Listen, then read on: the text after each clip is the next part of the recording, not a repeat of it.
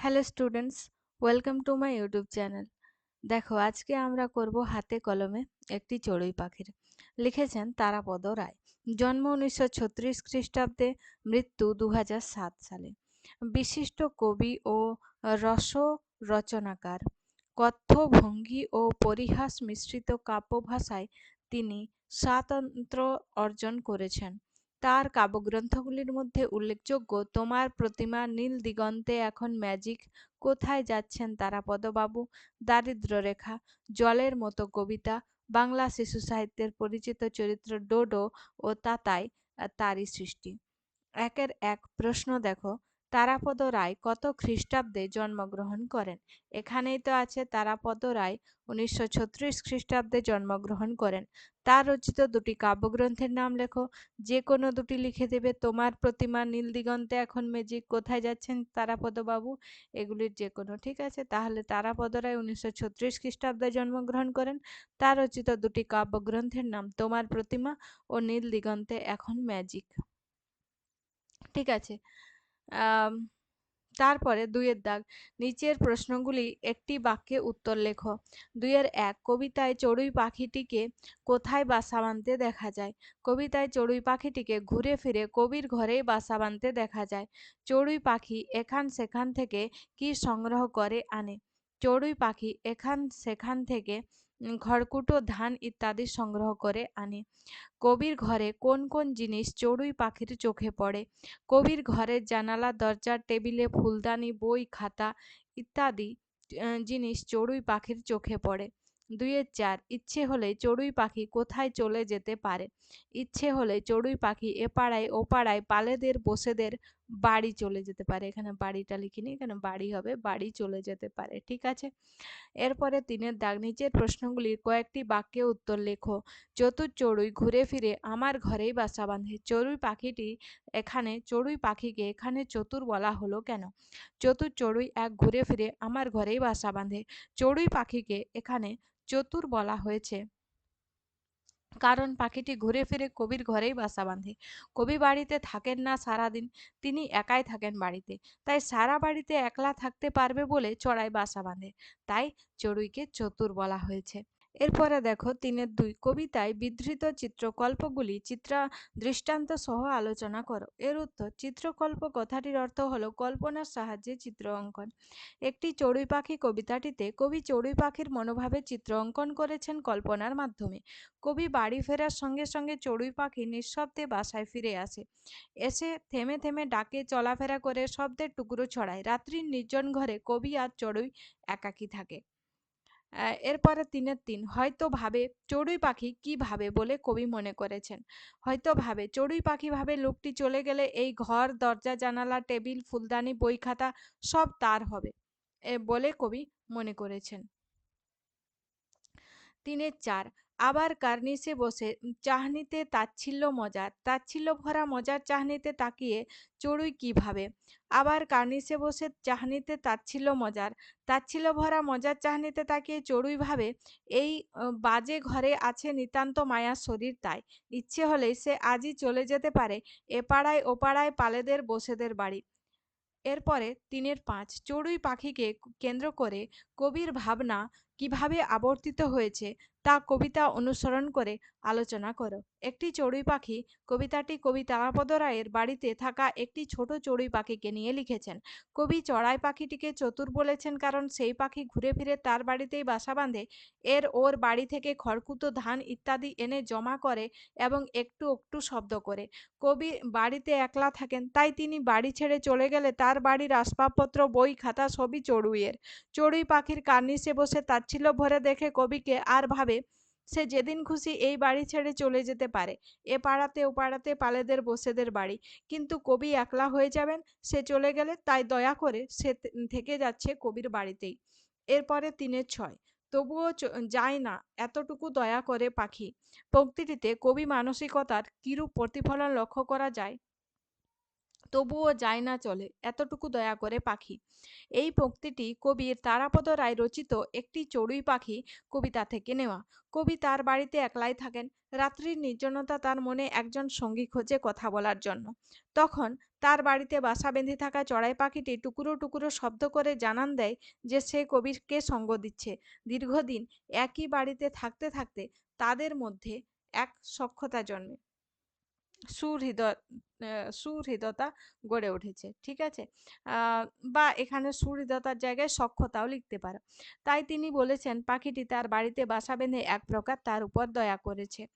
৩-৭ ছোট্ট চড়ুই পাখির জীবনবৃত্ত কিভাবে কবিতার ক্ষুদ্র পরিসরে আঁকা হয়েছে তার পরিচয় দাও। ছোট্ট চড়ুই পাখির জীবনবৃত্ত। ছোট্ট চড়ুই পাখিটি ঘুরে ফিরে কবির বাড়িতেই বাসা বাঁধে।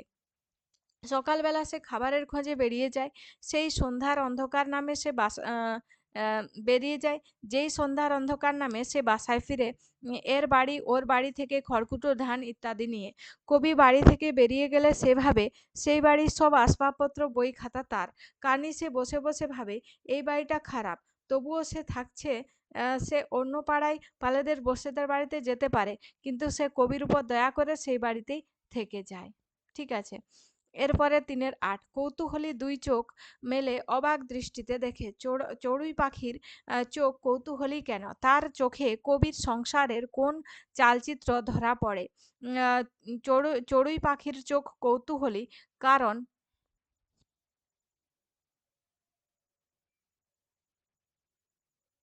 চড়ুই পাখি কবির কাজকর্ম দেখে কৌতূহলী হয় যে এ এইরকম করছে কেন। তাই তার দিকে চোখ মেলে তাকিয়ে তাকিয়ে ভাবে যে এই লোকটি চলে গেলে তার ঘরের সমস্ত আসবাব সে ব্যবহার করতে পারবে। চড়ুই পাখির চোখে কবির সংসারের চালচিত্র। চড়ুই পাখির কৌতূহলী দৃষ্টিতে দেখে ঘরের জানালা দরজা টেবিলের ফুলদানি বই খাতা আর ভাবে কবি চলে গেলে এইসব তার হবে। ৩-৯ রাত্রির নির্জন ঘরে আমি আর চড়ুই একাকী। পংক্তিটিতে একাকী শব্দটির প্রয়োগের সার্থকতা বুঝিয়ে দাও। রাত্রির নির্জন ঘরে আমি আর চড়ুই একাকী উদ্ধৃত অংশটি কবি তারাপদ রায় রচিত একটি চড়ুই পাখি কবিতা থেকে নেওয়া হয়েছে।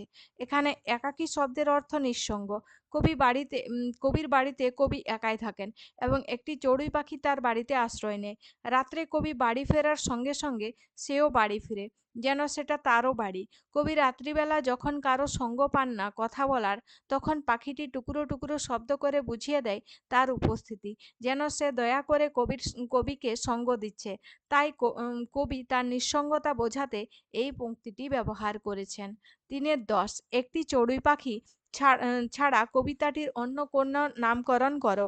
কেন তুমি এমন নাম দিতে চাও তা বুঝিয়ে লেখো। একটি চড়ুই পাখি কবিতাটির আমি নাম দিতে চাই আমি ও চড়ুই একাকী। ঠিক আছে, এই নামটি দিতে চাই। আমার এই নামকরণের মাধ্যমে ফুটে উঠবে কবিতার বিষয়বস্তু। কবির নির্জন বাড়িতে কিভাবে একটি ছোট্ট চড়ুই পাখি তার বন্ধু হয়ে উঠেছে কবিতাটিতে তিনি তাই বর্ণনা করেছেন। তাই আমার দেওয়া নামটিও কবিতার নাম হতে পারে। ঠিক আছে, এরপরে শব্দার্থ। কার্নিশ। কার্নিশ শব্দের অর্থ ছাদ বা দেওয়ালের বাইরে বেরিয়ে থাকা অংশ। চাহনি নজর বা দৃষ্টিপাত। তাচ্ছিল্য অবজ্ঞা বা অবহেলা। ৪-এর দাগ কি বলছে, নিচের শব্দগুলির প্রকৃতি প্রত্যয় নির্ণয় করো। সন্ধ্যা সম যোগ ধই যোগ জ যোগ আ। কৌতূহলী কুতূহল যোগ অ যোগ দীর্ঘই। দৃষ্টি দৃশ যোগ তি। ঠিক আছে, এরপরে আছে ৫-এর দাগ। নিচের বাক্যগুলির ক্রিয়ার কাল নির্ণয় করো। চতুর চড়ুই এক ঘুরে ফিরে আমার ঘরেই বাসা বাঁধে। নিত্য বর্তমান কাল, এটা নিত্য হবে। ঠিক আছে, নিত্য বর্তমান কাল। বই খাতা এসব আমারই হবে সাধারণ ভবিষ্যৎ কাল। আবার কার্নিশে বসে নিত্য বর্তমান কাল। এই বাজে ঘরে আছি সাধারণ বর্তমান কাল। ইচ্ছে হলে আজই যেতে পারি সাধারণ ভবিষ্যৎ কাল। এরপরে ৬-এর দাগ। নির্দেশ অনুসারে উত্তর দাও। অন্ধকার ঠোঁটে নিয়ে সন্ধ্যা ফেরে যেই সেও ফেরে। সরল বাক্যে। অন্ধকার ঠোঁটে নিয়ে সন্ধ্যা ফিরলেই সেও ফেরে। আজ সন্ধ্যার সঙ্গে সেও ফেরে, ঠিক আছে। কখনো সে কাছাকাছি কৌতূহলী দুই চোখ মেলে অবাক দৃষ্টিতে দেখে। এখানে কি বলছে, নিম্ন রেখাঙ্কিত শব্দের বিশেষ্যের রূপ লিখে বাক্যটি আবার লেখো। তাহলে এই কৌতূহলীর বিশেষ্য রূপ কি হবে, কৌতূহল ভরা। কখনো সে কাছাকাছি কৌতূহল ভরা দুই চোখ মেলে অবাক দৃষ্টিতে দেখে। ৬-৩ আমাকেই দেবেন বিধাতা, না সূচক বাক্যে, আমাকে না দিয়ে বিধাতা থাকবেন না। এই বাজে ঘরে আছি, নিতান্ত মায়ার শরীর আমার তাই, জটিল বাক্যে, যেহেতু আমার নিতান্ত মায়ার শরীর সেহেতু এই বাজে ঘরে আছি। ইচ্ছে হলে আজই যেতে পারি এ পাড়ায় ও পাড়ায় পালেদের বসেদের বাড়ি, জটিল বাক্যে, যদি ইচ্ছে হয় তবে আজই এ পাড়ায় ও পাড়ায় পালেদের বসেদের বাড়ি যেতে পারি। ঠিক আছে। এরপরে ৭ দাগ কি বলছে, নিচের শব্দগুলির ধ্বনিতাত্ত্বিক বিচার করো। এরপরে চড়ুই, চড়াই থেকে চড়ুই, স্বরসঙ্গতি। ধান, ধান্য থেকে ধান, ব্যঞ্জন ধ্বনিলোপ। চোখ, চক্ষু থেকে চোখ, স্বরসঙ্গতি ও ধ্বনিলোপ। জানালা, জানলা হচ্ছে জানালা থেকে জানলা, স্বরধ্বনিলোপ। দোর, দ্বার, দুয়ার, দোর, প্রথমে কি হয়েছে স্বরলোপ, তারপরে এখানে স্বরসঙ্গতি। এখানে স্বরসঙ্গতি হয়েছে, দ্বার থেকে দুয়ার, আর দুয়ার থেকে দোর হয়েছে, অন্তঃস্থতা লোপ পেয়েছে, এখানে স্বরলোপ হয়েছে, ঠিক আছে। ইচ্ছা থেকে ইচ্ছে, স্বরসঙ্গতি। পক্ষী থেকে পাখি, পক্ষী থেকে পাখি, সমীভবন। এরপরে আছে এরপরে আছে চোখ শব্দটিকে পৃথক পৃথক অর্থে ব্যবহার করে বাক্য রচনা করো। চোখ দেহের অঙ্গ, ছেলেটি চোখে ভালো দেখতে পায় না, চোখ নজর, লোকটিকে চোখে চোখে রাখো। চোখ, রাগ দেখানো, দেখো কেমন চোখ রাঙাচ্ছে। ঠিক আছে, এগুলো হলো চোখের বিভিন্ন অর্থে বাক্য রচনা। তাহলে এখানেই শেষ হলো আমাদের প্রশ্ন উত্তর হাতে কলমে। এরপরে আছে দাঁড়াও। ঠিক আছে, দাঁড়াও কবিতা পড়বো আমরা পরের ভিডিওতে, পরের ক্লাসে। আজকের ভিডিওতে এই পর্যন্তই। ভিডিওটি শেষ পর্যন্ত দেখার জন্য অসংখ্য ধন্যবাদ।